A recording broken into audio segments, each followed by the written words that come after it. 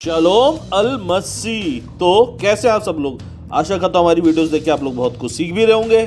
तो मैं आपका स्वागत करता हूँ बिब्लिकल प्रॉब्लम की एक और नई वीडियो में। और आज की वीडियो में हम एक बहुत ही ज्यादा महत्वपूर्ण प्रश्न का उत्तर ढूंढेंगे कि गॉस्पेल्स का अनोनिमस ऑथर असल में है कौन, कि गॉस्पेल्स को मत्ती, मरकुस, लूका, यूहन्ना के द्वारा लिखा गया है, ऐसा कि चर्चेज और पास्टर्स और जो हमारे बड़े एल्डर्स हैं वो हमें बताते हैं।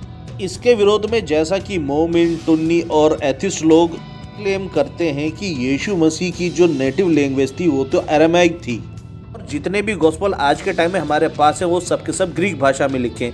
तो ये कैसे संभव है कि एक अरामिक भाषा बोलने वाला बंदा ग्रीक भाषा में गॉस्पेल्स को लिख रहा है? इस बात में जरूर कोई बहुत बड़ा झोल है और हम विश्वासियों को बेवकूफ बनाया जा रहा है।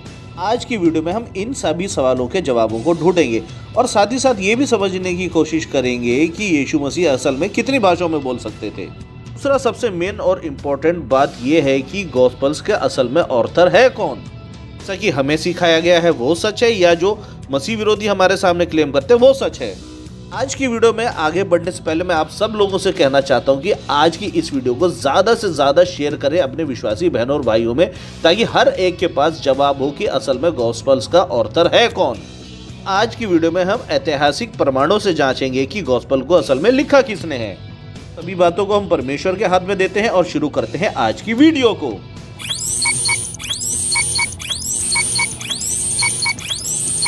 इससे पहले कि हम अपना ध्यान इस बात की ओर केंद्रित करें कि गॉस्पेल का अनोनिमस राइटर कौन है, आप लोगों को यह बता के चलना चाहता हूं कि आज के समय में हमारे पास गॉस्पेल्स के ओरिजिनल मैन्युस्क्रिप्ट्स नहीं हैं। हमारे पास आज के समय में कॉपीज ऑफ कॉपीज हैं गॉस्पेल्स की, और इन कॉपीज की संख्या कम से कम हजारों में हैगी। कहने का मतलब यह है कि हमारे पास ओरिजिनल नहीं है तो क्या हुआ, हमारे पास बहुत सारी डुप्लीकेट कॉपीज उसकी आज के टाइम में भी सेव रखी है। यदि हम बात करें यीशु मसीह की नेटिव लैंग्वेज जो कि अरामिक थी, उसके बावजूद भी यीशु मसीह ग्रीक और हिब्रू को भी बहुत अच्छे से बोल सकते थे। यहाँ से ये बात का जो दावा किया जाता है कि यीशु मसीह की जो नेटिव लैंग्वेज थी अरामिक थी, तो वो ग्रीक और हिब्रू में प्रवचन कैसे दे सकते थे, तो बहुत इजीली दे सकते थे। तो यहाँ पे इस बात का जो भी मुद्दा है वो खत्म हो जाता है। बात करते हैं गॉस्पेल्स का गुमनाम लेखक असल में है कौन। इस बात को जानने के लिए हमें समय में पीछे जाना पड़ेगा, कम से कम 200 से 225 एडी। एंशिएंट सिटी कार्थेज में, आज के आधुनिक शहर ट्यूनीसिया में स्थित है। उस समय के एक लैटिन अपोलॉजिस्ट हुआ करते थे टर्टुलियन। अपने लेखों में संक्षिप्त में बताया है कि गॉस्पेल्स को असल में लिखा किसने है। आपके स्क्रीन पे लगा रहा हूँ और मैं इसको हिंदी में अनुवाद करके पढ़ूंगा। टर्टुलियन का मानना था समाचार के दस्तावेजों में उनके लेखकों के उपदेश हैं। सुसमाचार को प्रसारित करने का ये कार्य प्रभु द्वारा उनको दिया गया था। संक्षेप में प्रेरितों के बीच जॉन और मैथ्यू हमारे विश्वास का संचार करते हैं। प्रेरित लूक और मार्क इसकी पुष्टि करते हैं। कि यहाँ पे टर्टुलियन ये पुष्टि करता है गॉस्पेल्स यीशु के दो चेले मैथ्यू और जॉन के द्वारा लिखे गए हैं, और मार्क और लूक जो है चेलों के चेले हैं वो इसकी पुष्टि करते हैं। हम देखेंगे टर्टुलियन के इस दावे में कितनी सच्चाई है। इस बात की पुष्टि करने के लिए हमें एक और शख्स के बारे में जानना पड़ेगा। मिस्र के एक शहर अलेक्जेंड्रिया में क्लाइमेंट नाम का एक व्यक्ति रहा करता था, जो कि एक दार्शनिक था जिसने ज्ञान की तलाश में ग्रीस, पैलेस्टाइन और इटली की यात्राएं करी। इसी ज्ञान की खोज में वो अलेक्जेंड्रिया में पहुंचा और उसने ये डिसाइड किया कि मैं अलेक्जेंड्रिया में ही रहूंगा। यहाँ पर क्लाइमेंट ने सबसे पहले अपने जीवन में सुसमाचार को सुना। एक बिब्लिकल टीचर जिसका नाम था पेंटाइनस, उसने यीशु का सुसमाचार क्लाइमेंट के साथ शेयर किया। क्लाइमेंट ना ही एक विश्वासी बना बल्कि वो हेड टीचर बना उसी सेम स्कूल का जहां से उसने सुसमाचार को सुना था।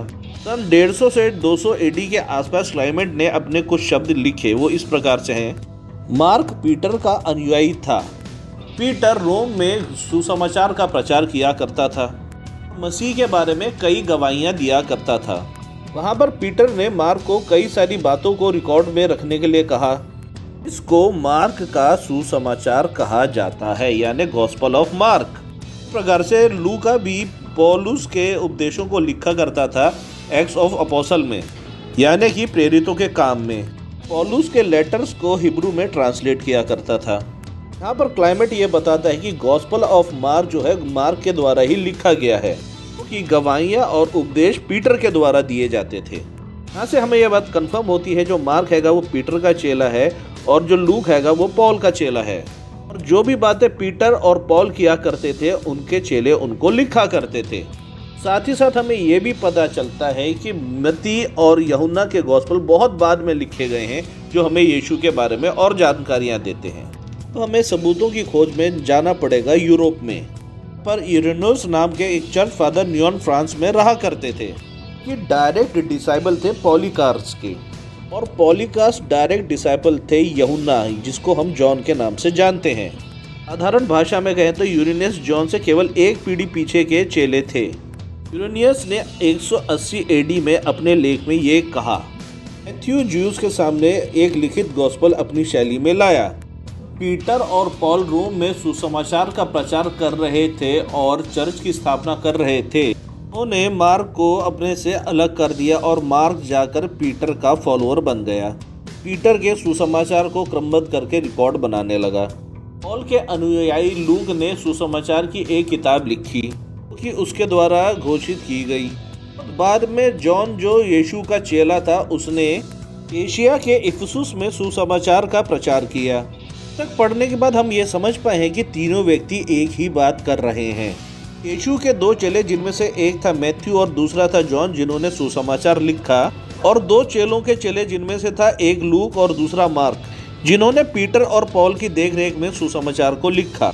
अब हम एक और गवाही को देखेंगे कि जो कि बहुत इम्पोर्टेंट है और इसके लिए हमें चलना पड़ेगा यूरोप से एशिया की ओर, जो कि आज का टर्की कहलाता है। यहाँ पर हम जानेंगे पपायस के बारे में, जो कि एक बिशप के ओहदे पर थे। सन 1925 एडी में उन्होंने अपने लेख में कुछ खास और गंभीर बातों को लिखा। वो इस प्रकार से है, मैथ्यू ने इब्रानी भाषा में दस्तावेजों को लिखा और हर एक को अपनी क्षमता के अनुसार अनुवाद किया। तो कुछ पीटर के अनुवादक बन गए। मसीह के द्वारा कही गई कई बातों के बारे में जो कुछ भी याद था उन्हें सटीक रूप से लिखा। उन्होंने ना तो कभी प्रभु को देखा ना ही उनका अनुसरण किया। तो उन्होंने पीटर को फॉलो किया जैसा कि मैं कहता हूँ। पीटर की टीचिंग्स को अडॉप्ट करा जैसा कि आवश्यकता थी। इसलिए मार्क ने कोई त्रुटि नहीं की। इस प्रकार उन्होंने वो चीज़ें लिखी जो उनको याद थी। वह एक बात से सावधान थे, भी उनके पास था उसमें से किसी भी बात को त्यागा नहीं था, उसमें से किसी को भी झूठ नहीं कहा। और आप ये बात जानते कि ये बात इम्पोर्टेंट क्यों, कि ये सारी बातें खुद यीशु मसीह के चेले जॉन ने पपाइस को कही थी। जैसा कि हम बाइबल के बारे में जानते हैं कि बाइबल को अलग अलग समय काल में अलग अलग लोगों के द्वारा लिखा गया है। सभी की बातें आपस में मिलती जुलती है, जो कि परमेश्वर के द्वारा प्रेरिताई से बताई गई हैं। पर सोचने वाली बात यह है कि ये लोग भी दुनिया के अलग अलग कोनों में थे और भी एक बात की पुष्टि करते हैं कि गॉस्पल्स में से 2 गॉस्पल यीशु के चेलों के द्वारा लिखे गए और 2 गॉस्पल यीशु के चेलों के द्वारा लिखे गए। इनको हम मैथ्यू, मार्क, लूक और जॉन के नाम से जानते हैं।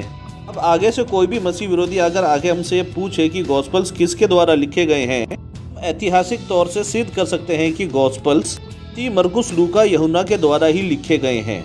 आज की वीडियो में हमने ऐतिहासिक रूप से 4 गवाहों के द्वारा सिद्ध करा कि गॉस्पल्स के लेखक असल में मत्ती, मरकुस, लूका, यूहन्ना ही हैं। ऐसे कुछ गवाह सीधा यीशु के चेलों से मिले थे, कुछ गवाह यीशु के चेलों के चेले थे और कुछ ने अपनी खोजों में ये बात को सिद्ध किया। आने वाली वीडियो में हम ये देखेंगे कि यीशु के चेलों ने जब ये गॉस्पेल लिखे तो इसमें अपना नाम खुद क्यों नहीं लिखा। इसका जवाब हम अगली वीडियो में देखेंगे। साथ ही साथ मैं आप लोगों से कहना चाहता हूं कि आज की वीडियो में अगर मैंने ट्रांसलेशन में कुछ गड़बड़ कर दी होगी तो कृपया मुझको माफ़ करिएगा। मैंने अपनी तरफ से पूरी कोशिश करी है कि आसान भाषा में आप लोगों को समझा सकूं। अंत में मैं आप लोगों को कहना चाहता हूं, यदि आज की वीडियो आपको पसंद आती है तो वीडियो को लाइक करें, अपने विश्वासी बहनों भाइयों में वीडियो को शेयर करें। यदि आप हमारे चैनल पर नए हैं तो चैनल को सब्सक्राइब करना ना भूलें और हर नई वीडियो की नोटिफिकेशन पाने के लिए बेल आइकन दबाना ना भूलें। प्रभु आपको आशीष दे। धन्यवाद।